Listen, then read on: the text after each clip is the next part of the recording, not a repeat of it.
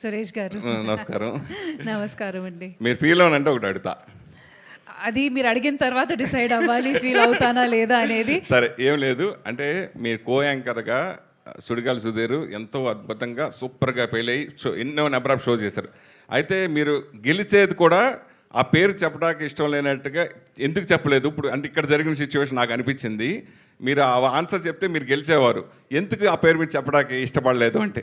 ఇష్టపడలేదు అనేది ఏం కాదండి. Today we are here to promote top Telugu influencer, not one particular person or not our selves. So కలెక్టివ్గా మనం ఇక్కడ షో గురించి ఒక ఫన్ ఎలిమెంట్ అట్లా చేసాం అంతే. నథింగ్ లైక్ ఇష్టపడుకుంటా లేదు అట్లాంటిది ఏం లేదండి. జోక్ లాగా వేస్తే బాగుంటుంది. అదే అది చిరిగిపోయేదో it doesn't become a joke. Thank you. మీకే బోర్ కొట్టలేదా క్వశ్చన్ అడిగి కదమ్మా, అది ఎందాక అక్కడ అడిగారు కదా గేమ్లో. I know it was not. అంటే చెప్పడానికి ఈ సినిమాకి సంబంధం లేదు, ఈ షోకి సంబంధం లేదు. Just to create a click bait మీరు రాసుకొని వస్తే మేము ఆన్సర్ చేయాల్సిన అవసరం మాకు లేదు. She is feeling shy to answer it. I will give you the answer directly. Come up with a more interesting question. దాని గురించి అనేది సరే. ఓ పక్క సినిమాలు మీరు తక్కువ చేయడానికి ఈ షోస్ వల్ల దాని గురించి తక్కువ చేయలేదు అనుకుంటున్నారు? నాకు అర్థం అంటే నేను సినిమాలు తక్కువ చేస్తుంది షోస్ గురించా? అలా ఏం లేదండి. అసలు మన షూటింగ్స్ ఎలా జరుగుతాయి టీవీ పరంగా అందరికీ తెలుసు. ఒక్కొక్క రోజు we shoot like 2 episodes and few days we work in a month. నాకు మంచి రోల్స్ రాకుండా ఉంది కాబట్టి ఐఎమ్ నాట్ గెటింగ్ మంచి స్క్రిప్ట్స్ కాబట్టి ఎప్పుడు ఇంకా అదే అదే అదే మ్యామ్ చెప్పినట్టు మళ్ళీ అదే అదే అదే వస్తుంది. Glamour glamour glamour. So I'm looking out for something which is going to be different. నన్ను ఒక డిఫరెంట్ లైట్లో ఒక డిఫరెంట్ ఇమేజ్లో చూపించి అట్లాంటి ఒక మంచి స్క్రిప్ట్ వస్తే ఖచ్చితంగా చేస్తా. But mean while I need to work. నా కెమెరా ముందు ఉండడం ఇష్టం, నాకు వర్క్ చేయడం ఇష్టం కాబట్టి ఐ విల్ కీప్ వర్కింగ్. నాకు వచ్చిన ఆపర్చునిటీస్ని నేను ఎలా నాకు సెట్ అయినంత వరకు నేను ఖచ్చితంగా అది చూస్ చేసుకొని నేను వర్క్ చేస్తూ ఉంటాను. కవిత, థ్యాంక్ యూ. థ్యాంక్ యూ అమ్మా. అంటే ఇన్ఫ్లుయెన్సర్స్తో డీల్ చేసేటప్పుడు కొంతమంది కంటెంట్ పరంగా గుడ్ కంటెంట్ ఇస్తారు, కామెడీ షోస్ కావచ్చు ఇట్లా.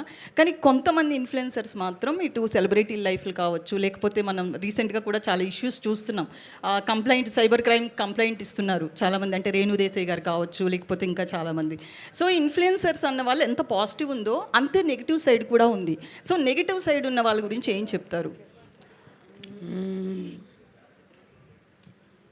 I don't want to give them any time. Rashmi గారు మీరైనా గెట్ క్రియేటివ్. లిటరలీ నెగటివ్ వాళ్ళు కూడా ఇంకా even they need to get creative because I think నెగటివిటీకి అన్ని హద్దులు దాటేశారు ఇంకా వాళ్ళు. సో ఐ థింక్ ఈ క్వశ్చన్కి ఇంకా సమాధానం ఇవ్వడానికి కూడా ఏం లేదు. బికాజ్ దే హ్యావ్ థిక్kened us సో మచ్.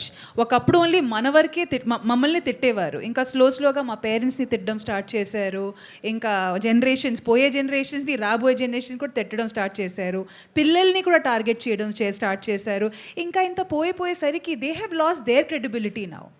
ఒక కన్స్ట్రక్టివ్ క్రిటిసిజం అనేది ఎవరైనా తీసుకుంటారు, కానీ మీరు ఇంకా పదే అదే చేస్తూ ఉంటే నా నెగటివ్ కామెంట్స్ కానీ ఆ క్రిటిసిజం కానీ they have lost their credibility. So there is nothing to even there is nothing more to say to them rather than get creative. If you really want your presence to be established or considered, you need to get creative now. That's about it. They have lost their credibility. వాళ్ళు credibility కోల్పోతారు, కరెక్టే. అప్పుడు మీ mental status ఎలా ఉంటుంది, మీరు ఎలా దాన్ని తీసుకుంటారు? That's what I said. వాళ్ళు ఇంకా ఒకప్పుడు మా వరకే ఉండేది.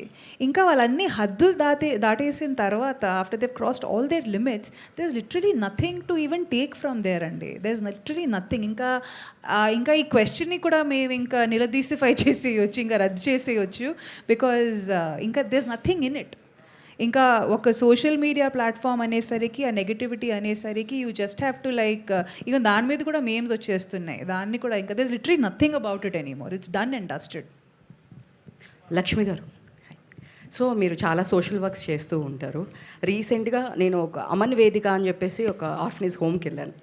సో వెళ్తే అక్కడ నాకు చెప్పారు గవర్నమెంట్ కన్నా ముందే సమ్ వాష్రూమ్స్కి ప్రాబ్లం ఉంది ఇట్లా అంటే లక్ష్మి గారు ఫస్ట్ రెస్పాండ్ అయ్యి మాకు ఇవన్నీ చేశారు, వాష్రూమ్స్ ఇవన్నీ కావాలి అంటే అన్నీ హెల్ప్ చేశారు అని చెప్పారు.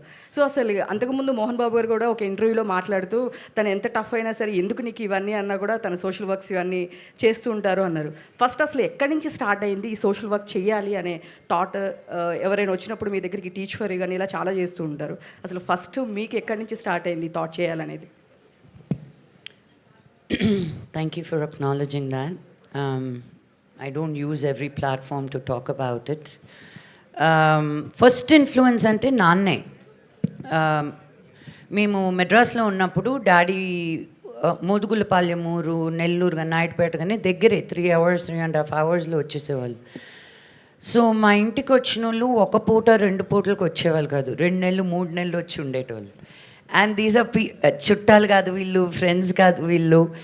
ఊర్ల నుంచి ఆ టైంలో అదే ఊరు అనేసరికి మేము ఇంకో ఊరికి వెళ్తే వచ్చి ఉండిపోయేవాళ్ళు 2-3 నెలలు. మళ్ళీ వాళ్ళు వెళ్ళేటప్పుడు మా నాన్నకి ఏమేమి అడిగేటోళ్ళు, మా ఊర్లో అది చేయాలనుకున్నాను, నా ఇంటి ముందు ఇది కట్టాలనుకున్నాను, నా ఇంటి లోపల అది పెట్టుకోవాలనుకున్నాను. And the way they would word it, ఒక ఫ్రిడ్జ్ కావాలని, టీవీ కావాలని, బైక్ కావాలని, ఇల్లు కావాలని. సో నాకు అర్థమయ్యేది కాదు. మన ఊరికి పోతే అబ్బాయా ఎవ్వరికి తెలియకూడదు, నా దగ్గరే ఉందన్న అలా వస్తానే మన బా అనిపించాలా అంటే ఏం అనిపించాలా డైరెక్ట్గా అడిగేవాళ్ళు కాదు.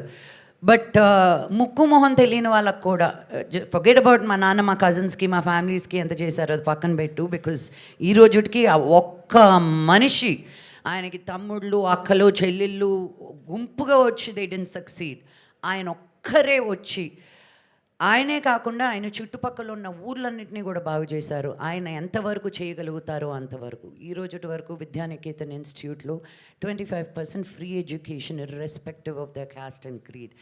It's not a normal thing.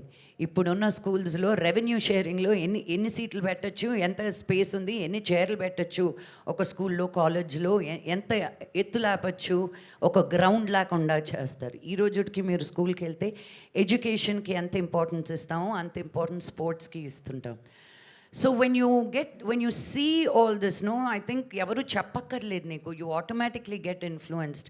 నాకు చిన్నప్పటి నుంచి ఐ హ్యాడ్ దిస్ సిండ్రోమ్, నాకే ఎందుకు ఉంది, వాళ్ళకి నా దగ్గర ఉన్నది ఎందుకు లేదు అని. సో మమ్మీ పర్స్లో దొంగతనం చేసుకెళ్ళి డబ్బులు ఇచ్చేసేదాన్ని చాలామందికి. నాకు అది తప్పు అని తెలిసేది కాదు, నా దగ్గర ఉన్నది నేను ఇస్తున్నాను, రైట్. మమ్మీకి తెలిస్తే నాకు డబ్బులు పడతాయని తప్పని కాదు. And then I realized మనకి, and then more social work I did, స్కూల్లో తీసుకున్నా, కాలేజ్లో తీసుకున్నా, స్లమ్స్కి వెళ్ళి పనిచేసేటప్పుడు, వాళ్ళు అన్నం పెట్టుకొని ఈగలు వాళ్తున్న అన్నం తినేటప్పుడు, వాళ్ళు అక్కడే బాత్రూమ్కి వెళ్ళి అక్కడే పడుకునేటప్పుడు నాకు అర్థమయ్యేది కాదు, మనమేనా ఈ ప్రపంచమేనా అని.